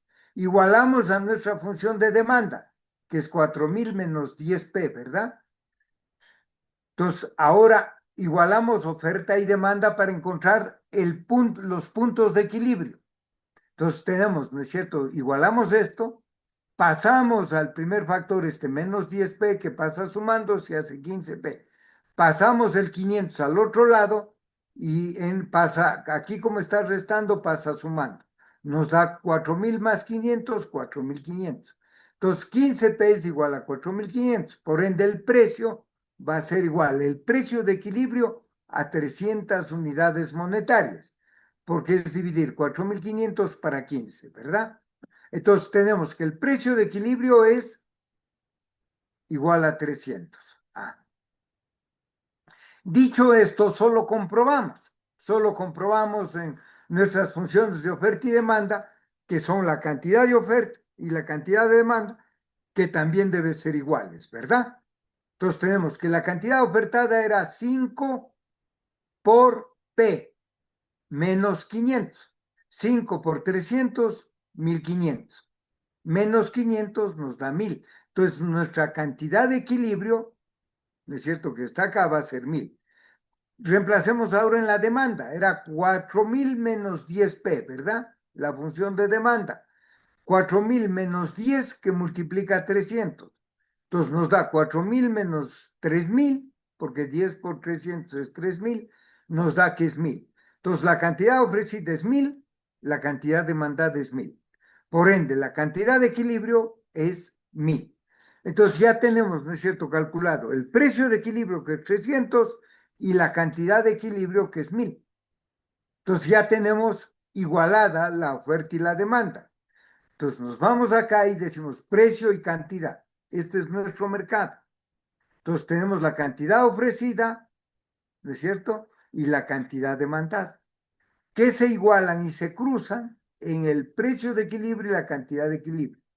Entonces, por ende, el precio de equilibrio es 300 y la cantidad de equilibrio es 1.000. Y este es el mercado. Es un mercado de competencia perfecta. Ahora, ¿cuál es el mercado de competencia perfecta?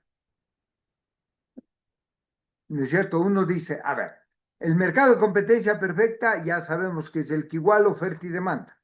¿Qué más? En el mercado de competencia perfecta no hay excedentes. ¿No es cierto? No hay excedentes de oferta y tampoco hay excesos de demanda. Por eso se dice que el mercado, de aquí sale la famosa propuesta de los neoclásicos, que dicen que el mercado es el mejor asignador de recursos.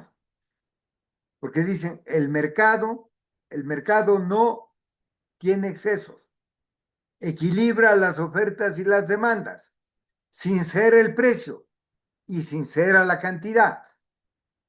Porque si es que el precio, ¿no es cierto?, es menor que la cantidad, ¿qué pasaría?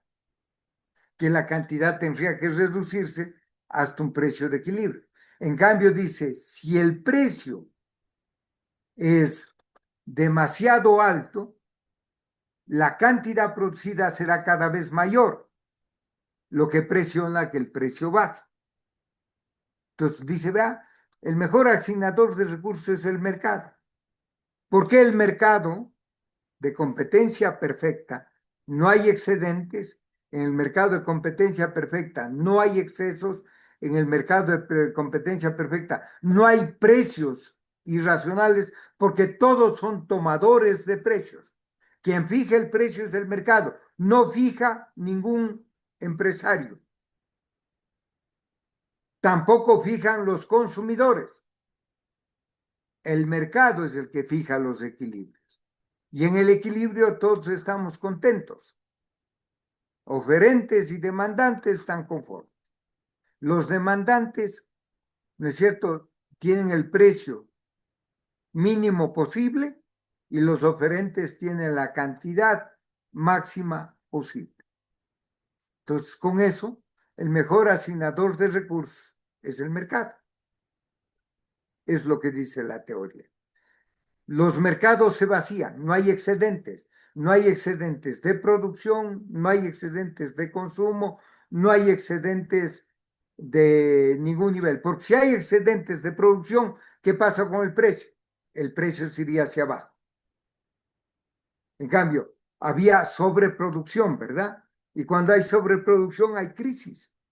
En cambio, cuando hay exceso de demanda, los precios se van arriba, porque sería una crisis ¿de qué? Una crisis de demanda, de exceso de demanda. Entonces dice, vea, el mercado tiene que estar en equilibrios. ¿De acuerdo? Voy a dejar de compartir, voy a meterme a un Excel cualquiera, ¿no? Ahí sí se ve el Excel, ¿verdad? ¿Aló? Sí, profe. Ya. Muy bien. Vamos a hacer un ejemplo así simplísimo, de precio y cantidad. Voy a hablar de elasticidades, ¿no es cierto? Pongamos Q mayúscula. Ah, ya.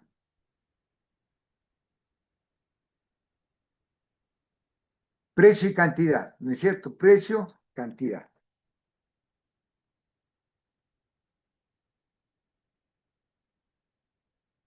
Vamos a hablar de elasticidad, Supongamos un precio de 5 y una cantidad de 20, ¿no es cierto? Entonces, claro, uno diría, aquí tenemos una elasticidad de X, pero hagamos la variación. Cambiemos a un precio de, no sé, de 6 y vamos a hablar de una cantidad de 30. Mire, la variación del precio y la variación de la cantidad. Entonces uno dice, a ver, la elasticidad, vamos a buscarle bueno, voy a usar una E mayúscula nomás, ¿no es cierto? Una E mayúscula para la elasticidad. La elasticidad, precio de la demanda, ¿cierto? Decimos, es la variación, va a ser la variación de la cantidad sobre o dividida la variación del precio. ¿Cuál es la variación de la cantidad? De 5 a 6, ¿no es cierto? Digo yo, la variación de la cantidad es de 20 a 30. ¿Cuánto es? 10, ¿no es cierto? 10 sobre 20. ¿Cuánto sería la variación de la cantidad? 10 sobre 20 es 0.5, ¿no es cierto? Ha variado el 50%. Y la variación del precio, en cambio, es de 5 a 6. ¿No es cierto? ¿Cuánto es? De 5 a 6. Hagámoslo exacto, ¿no? Más 5 dividido para 6.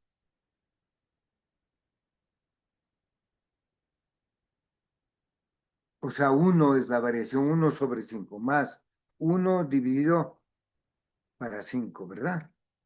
Va a ser de 0,2. Esta es la variación del precio. Entonces, ¿qué me va a dar de elasticidad? Yo ya puedo decir, si la variación de la cantidad es mayor que la variación del precio, esto me va a dar una elasticidad elástica. Entonces, divido más 0,5 para 0,2. Esto es 2,5. Esto es mayor que 1,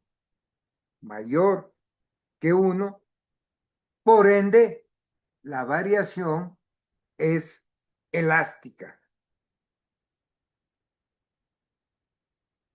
¿Verdad?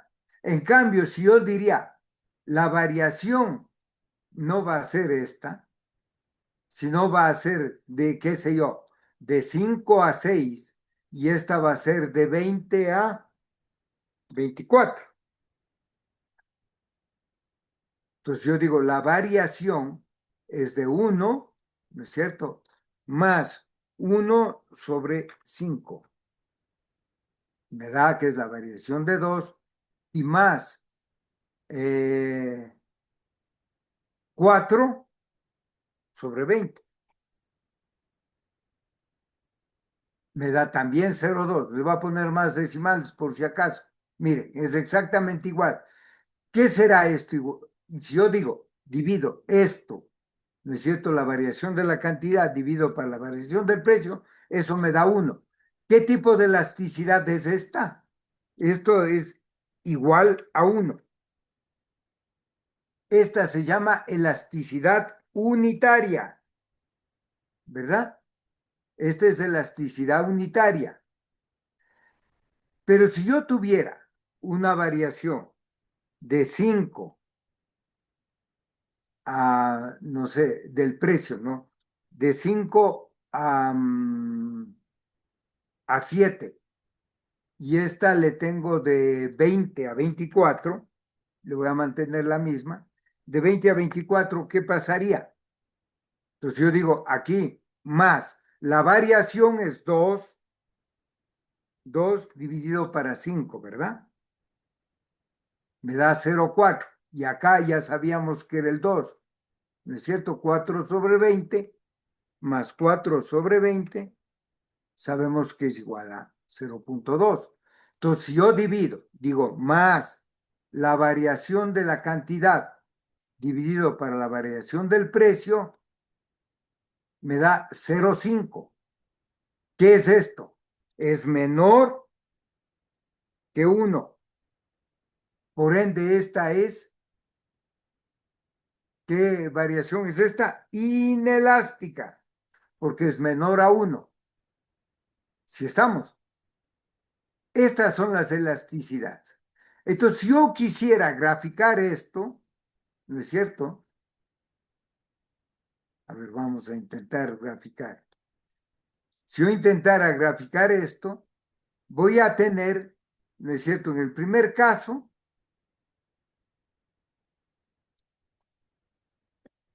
complicado va a estar graficar, pero intentémoslo. No, no quiero esto.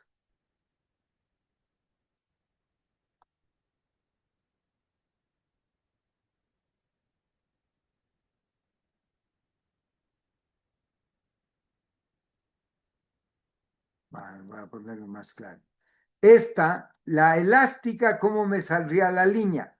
La línea de la elástica me tendría que salir, ¿no es cierto? La variación de la cantidad, que es esta, este es Q, este es P, ¿no es cierto? La variación tendría que darme una línea más horizontal. La variación del precio es mucho menor que la variación de la cantidad, entonces yo tendría una línea, a ver si, ¿con cuál puedo rayar? Hay una, ¿no? Hay una forma de, ¿cuál es la que me permite hacer una raya? Insertar, profe. Insertar Formas. en fórmula, seguro. No, es que Formas. solo quiero forma. Ya. En formas, profe. Forma, en formas. Puta, pero, espérense que se me está metiendo este.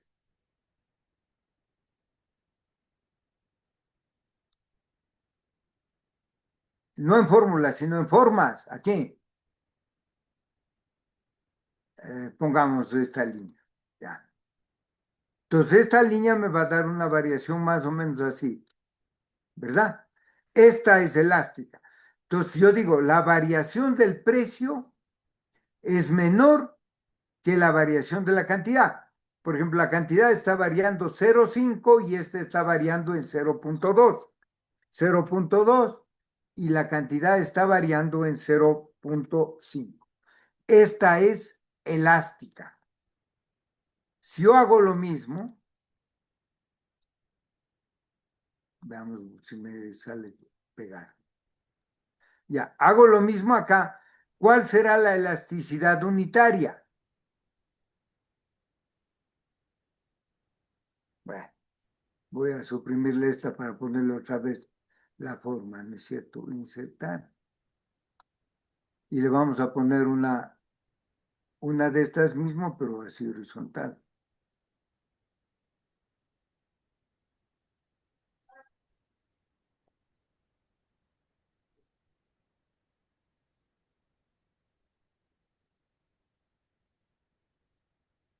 Ah, no, voy a tener que hacerle desde acá. y así. Esta sería la unitaria. Varía lo mismo la cantidad, o sea, 0,2 y varía también 0,2. O sea, esta es la unitaria. Varían exactamente igual, es decir, es una tangente perfecta. Y voy a hacer la inelástica.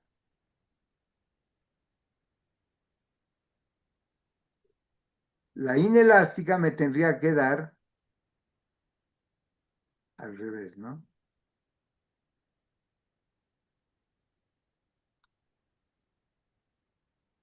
Donde la variación del precio sea mucho más que la variación de la cantidad.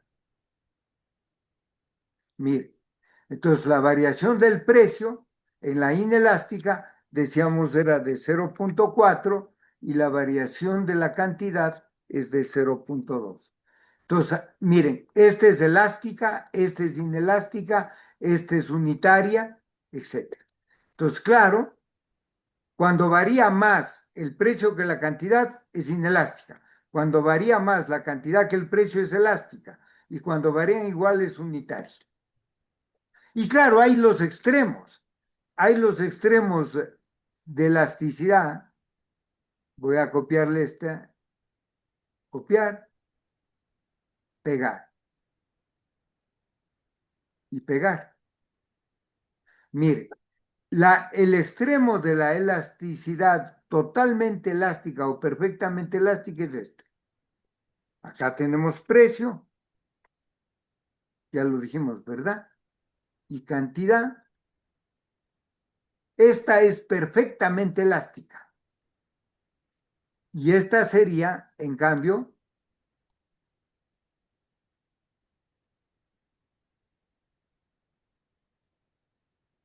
perfectamente inelástica. Esta es perfectamente elástica porque solo varía la cantidad, no varía el precio. Y esta, en cambio, es perfectamente inelástica porque solo varía el precio y no la cantidad. Entonces, vamos a poner, esta sería elástica. O sea, es la elasticidad precio de la demanda, ¿no? Esta sería unitaria. Esta sería inelástica. Esta sería perfectamente elástica. Y esta sería perfectamente inelástica. Estas son las posibilidades que hay de elasticidad. Si está claro. Por ejemplo, aquí vamos a hablar, ¿no es cierto?, de que aquí el precio no varía, solo varía la cantidad. Aquí varía solo el precio y no la cantidad. Estos ya veíamos, ¿no es cierto? Ya lo pusimos como ejemplo. Si estamos. Estas normalmente son preguntas de examen, ¿no? O sea, que es las elasticidades. Porque nosotros cuando dibujemos, después ya vamos a ver en las próximas clases, vamos a ver de cuando hay elasticidades superiores, por ejemplo, ofertas y demandas, ¿no? Ofertas elásticas, demandas inelásticas, ofertas inelásticas, demandas elásticas, etc. Porque a la larga, las empresas tienen que lidiar también con esto. Guardémosle este archivo, lo voy a guardar por si acaso alguien quiera que le suba a su...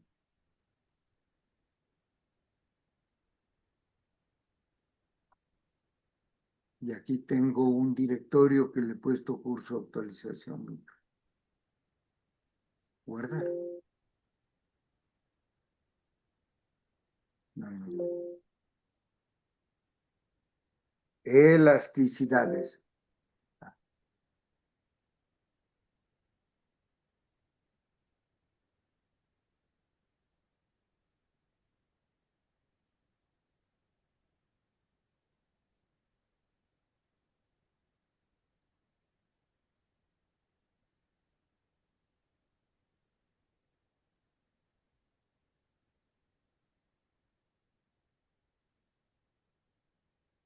Elasticidad.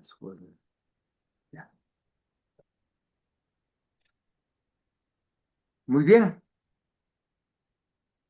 Con eso hemos terminado. ¿Tienen preguntas, comentarios? Buenas noches, profe. Una consulta, Sí. profe.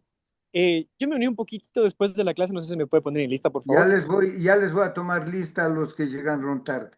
Gracias, profe, muy amable. Economista, disculpe la presentación de hoy. Yo les comparto.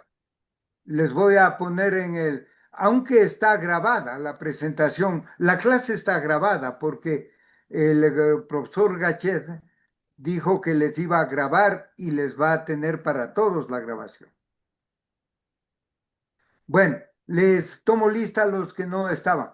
Andrade Oscar. Armas Stephanie. Presente, profe.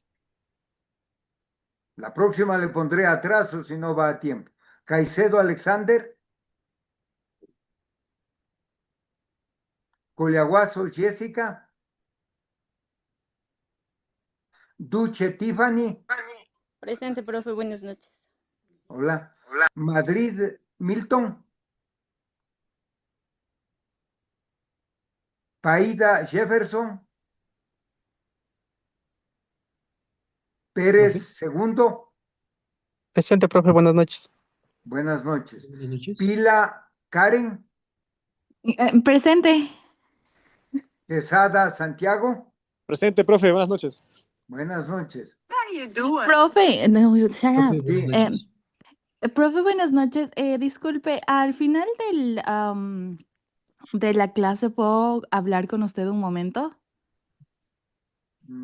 Bueno, Ok. pero si es que no nos cierran nos cierran el aula. ¿Tiene su número de WhatsApp para o para poder contactarle? A ver, ahí escriban mi número telefónico. Como no A ver. tengo secretos, 099 099 45 45. 39 764. Ok, yo le escribo al final de la clase. De Mi acuerdo. nombre es Karen Elizabeth, ¿ok? Gracias. Tapia Joao. Toaquisa Braulio. Vera Luis. Listo. Esos son los nombres que yo tengo en Profe. lista. Buenas noches. Sí, buenas noches. Yo sí estuve desde el inicio de la clase, profe. Pensé que sí ¿Cómo se me había llama usted? escuchado. Milton Madrid. Madrid Milton. Sí, pensé que sí me Pero había no me escuchado. contestó. Ahorita Es le que pongo. sí, tengo un problema con mi micrófono. Ya. Nadie más, ¿verdad? Profe, buenas noches. Yo no estoy en la lista. Pero usted está de oyente, no hay problema. Ah, ok. Usted no es obligatorio que le tome lista. Los nombres que les he dado son los obligatorios que me tienen que contestar. Ah, ya, Los ok. demás, los Gracias. que vienen de oyentes, no hay ningún problema con ustedes. Listo. Bueno, si no tienen preguntas, nos quedamos ahí. Nos vemos mañana. Hasta mañana. Listo, Eco, hasta mañana. Una buena noche. Gracias, profe. Hasta mañana. Hasta mañana.